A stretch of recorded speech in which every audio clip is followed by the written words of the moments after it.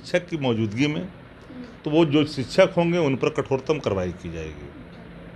और जो बच्चे जिन बच्चों ने दुरुपयोग किया है तो उनको वार्न भी किया जाएगा, उनको दंडित भी करने का प्रयास किया जाएगा, ताकि लघु दंड, ताकि भविष्य में फिर इस संस्कृति ठीक नहीं है विद्या मंदिर में। और विद्या मंदिर पढ़ाई का होता है और पढ़ाई करने के लिए बच्चे जाते हैं, माँ बाप श्रद्धा से भेजते हैं विद्यालयों में। वर्तमान जो केंद्र की सरकार है उसकी शिक्षा नीति ने देश के उन तमाम मजलूम, गरीब, लाचार, बेबस, लांछित, वंचित जो वर्ग हैं उनके बच्चों के भविष्य के साथ खिलवाड़ कर उनके अंगूठे दान में ले रहे हैं। जितने प्राइवेट स्कूल खुल रहे हैं कुकुरमुत्ते की तरह गलियों में, बिना मानक के खुल रहे हैं, पैसे वसूले जा रहे हैं, धंधा बनाया जा रहा है, शिक्षा का व्यापार हो रहा है। नमस्कार, आप देख रहे हैं लाइव बिहार में, आपके साथ रूपम। देखिए, नालंदा में इंटर का एग्ज़ाम चल रहा था और क्लासरूम में जब एग्ज़ाम चल रहा था उसी दौरान पवन सिंह का गाना बजने लगा और उसे देखकर सुनकर बच्चे एग्ज़ाम भी दे रहे थे। हालांकि स्मार्ट क्लास कहा जा रहा है, हर जगह स्मार्ट टीवी लगाई जा रही है कि बच्चे ठीक तरीके से पढ़े, अच्छे तरीके से पढ़े, लेकिन इसका नाजायज़ फ़ायदा भी उठाया जा रहा है। चलिए, इसी मुद्दे पर बात करने के लिए हम आरजेडी में आए हैं और इसके मुख्य प्रवक्ता हमारे साथ शक्ति सिंह यादव हमारे साथ जुड़े हुए हैं। शक्ति जी, बायोलॉजी के क्लास में पवन सिंह का गाना सुनाकर किस तरह का बायोलॉजी का एग्ज़ाम लिया जा रहा है? एक वीडियो वायरल हो रहा है कि स्मार्ट क्लास में बच्चे किसी भोजपुरी कलाकार के गाने सुन रहे हैं। ये अच्छी संस्कृति नहीं है। और हम लोगों ने जब जानकारी प्राप्त होने के बाद जिला शिक्षा पदाधिकारी नालंदा को हम लोगों ने बात करके कहा भी है कि पता करिए ये कहाँ का है, सही माने में एग्ज़ाम चल रहा था या स्मार्ट क्लास का बच्चा दुरुपयोग कर रहा था। जिसमें बच्चे दुरुपयोग कर रहे थे स्मार्ट क्लास का, उसमें शिक्षक थे कि नहीं थे? अगर शिक्षक थे और इस तरह के दृश्य बच्चे देख रहे थे स्मार्ट क्लास में, तो शिक्षक ने रोका क्यों नहीं? अगर शिक्षक नहीं थे तो जिनके ऊपर जिम्मेदारी थी क्लास बंद करने की परीक्षा के बाद, उसने बंद क्यों कर नहीं किया? नाइट गार्ड भी सभी विद्यालयों में दिए गए हैं। तो इस बाबत जांच के लिए आदेश दिए गए हैं विभाग की भी तरफ से, और हम लोगों ने भी डीओ नालंदा को कहा है, चूँकि वो जिला हमारा है तो स्वाभाविक तौर पर एक संज्ञान के रूप में इसे लिया गया है।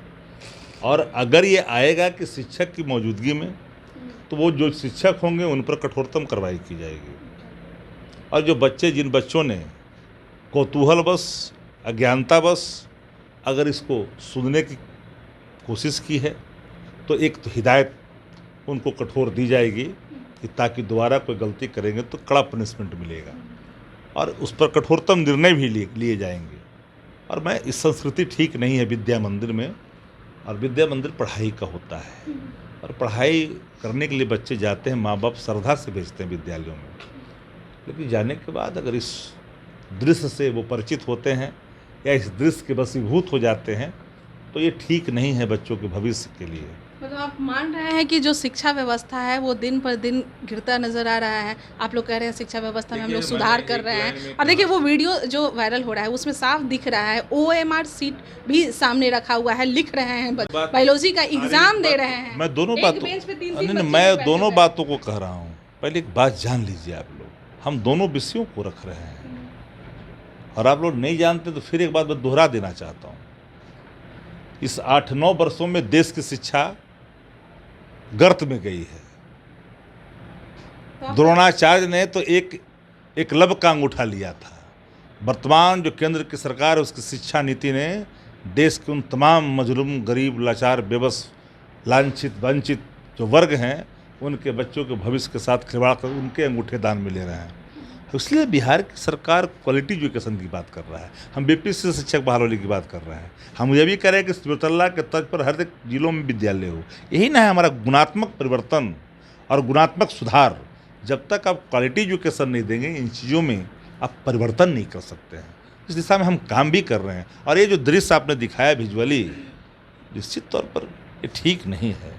और हम तो आपके माध्यम से बच्चों से अपील भी करेंगे कि हमारे बच्चे जो कल के भविष्य हैं, जो मानव संसाधन की सबसे बड़ी पूंजी है हमारे देश की, उनको अभी तक आप लोगों को ये नहीं मालूम चला है कि उस समय एग्जाम हो रहा था या नहीं हो रहा था, यानी कि जांच है जैसे इतनी कम? मैंने नहीं, सभी ने कहा जिला शिक्षा पदाधिकारी को निर्देश दिया गया है और मैं आपको भरोसा देता हूँ कि 2 से 3 दिन के अंदर में इसकी अस्तन स्थिति की जांच होगी और कठोरतम कार्रवाई करने में 1 सेकंड विलंब नहीं की जाएगी। अगर जो बच्चे ने दुरुपयोग किया है तो उनको वार्न भी किया जाएगा, उनको दंडित भी करने का प्रयास किया जाएगा, ताकि लघु दंड, ताकि भविष्य में फिर इस तरह की कोई सतीश जी, गड़बड़ी मैंने नहीं कर सकते। पहले भी आपसे यह सवाल किया था और आज फिर से यह सवाल मैं आपको दोहरा रही हूँ। बिहार की शिक्षा व्यवस्था, सरकारी स्कूल का शिक्षा व्यवस्था कब सुधरेगा? क्या कोई विधायक हो या कोई हो, उनके बच्चे जब उसमें जाने लगेंगे क्या तब सुधरेगा? मैंने कहा, आपने सुना नहीं, क्योंकि आप जिस पोर्टल को हाथ में लिए हुए हैं, एक बार प्रतिबद्धता को अलग करके बात करिए। हमने कहा कि देश में 9 वर्षों में शिक्षा नीति इतनी गर्त कर दी गई है, शिक्षा नीति का भगवाकरण किया जा रहा है। सतीश जी, मैं जो सवाल कर रही हूँ वो आप नहीं समझ रहे हैं। अब नहीं, आप नहीं समझ, ये कह मैं रही वही हूँ समझाने, अरे हर सरकारी सुविधा, विधायक और एमएलए जो है सरकारी सुविधा ले रहा है, तो सरकारी स्कूल में नहीं क्यों नहीं? समझेगी, पूरी बात सुनोगी नहीं, अच्छा, सवाल दोहरा दोगी, वही ठीक है। जहाँ से खड़ा होती फिर वही आए खड़ी हो जाती हो। कॉमन जो स्कूलिंग की बात तुम कर रही हो, निश्चित तौर पर हम इसके हिमायती हैं, लेकिन देश की शिक्षा नीति जो थोपी जा रही है राज्यों पर, बड़ी खतरनाक है।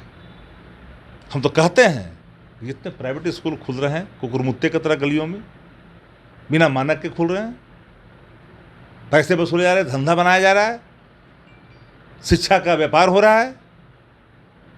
इससे तो निपटना पड़ेगा।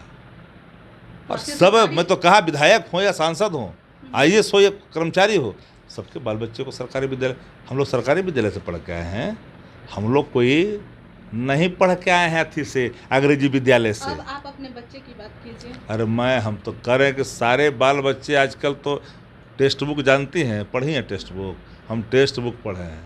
पढ़ी हो टेक्स्ट बुक? नहीं पढ़ी है तो पढ़ लीजिए किताब, टेक्स्ट। हम लोग यात्रा वृतांत पढ़ के आए, कहानी संकलन पढ़ के आए हैं, समझ गए?